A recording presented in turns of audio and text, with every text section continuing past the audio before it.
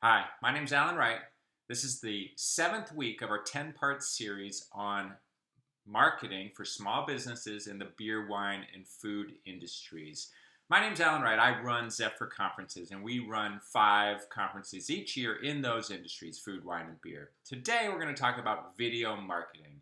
Now, we've all heard for at least a decade that content is king and that video is going to be the future, and really, that future is now. Despite that, I feel that many small businesses don't engage in video marketing at all, or certainly enough. And today, I'd like to quickly talk about what those barriers are to small businesses getting into video marketing and how to overcome them. So I think there are basically 4 barriers that we need to overcome to really engage in video marketing. And those are, number 1, to know what to film. Number 2, how to edit them.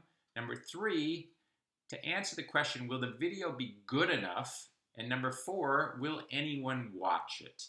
Now, we're going to address each one of those 4 and do it from a perspective of small businesses with one thing keeping in mind to guide us, which is don't let perfection be the enemy of getting it done. So you don't have to be a perfect videographer or a perfect marketer to engage in video marketing, and that's the key. So, number 1, what to film.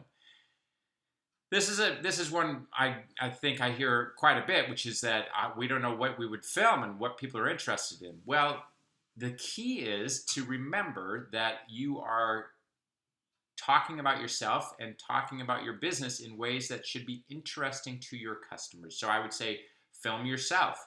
Just film yourself talking to your customers and sending it out. It's an alternative to an email. It's an alternative to text. It's easy to do.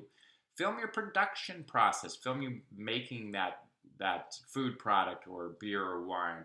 Film your tasting room or your tap room. It's got stuff going on. It's engaging. Film your customers talking to the camera about your business, or while they're attending an event or something like that. So there's a lot to film. You just have to do it in short segments, 2 minutes, easy to do, and don't worry about making it a fancy video content that is going to be engaging and all that. Just film what you do. Number 2, how to edit. My answer to that is essentially don't edit. Don't even worry about editing. The only editing I do usually is cutting off the beginning and the end. So what I do is I take out my camera, which is on my computer usually, and I video myself. And then I cut off the beginning so that it's smooth, and I cut out the end so it's smooth, and you don't see the transitions of me opening and shutting the video. That's all you really need to do. Granted, in a video like this one you're seeing, Sarah in our office has probably added in some text and made it a little nicer, but it's still simple and it doesn't need much. So the answer is don't worry about the editing. Will it be good enough? The answer is yes, it will be good enough because your bar isn't that high. Your consumers, your customers are looking for a real connection with you. They want to know what's really going on in your life if they're interested in your business. So keep in mind that kind of video, you talking to them, you sharing the trials and tribulations of being a small business person can be more powerful and provide a greater connection than any sort of professionally produced video. So don't worry about that. Will it be good enough? Number 4, will anyone watch it? I think the answer to this one is don't expect to create a viral video. Just don't expect it. It's very likely not to happen. If it does happen, great.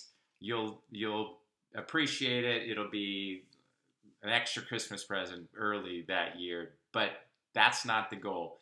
Just upload it to YouTube. And then via YouTube, you can embed it or link it in your regular marketing. So embed it in your blog or your news page, upload it to social media, send it out in emails. The point is your audience will see it. It doesn't really matter if everybody else sees it. If your audience is paying attention to your emails and your social media anyway, then use video in them, and that will increase their engagement. One final thought is about live video. I hear that a lot, and we've experimented with that. My thought is, don't worry about that either. It's not critical. If you can do it and you can get people to engage and watch it, that's great. But again, set your bars low. Make sure you jump over those hurdles and start engaging in video marketing. Next week, we're going to do public relations, and we have a special guest to talk about that.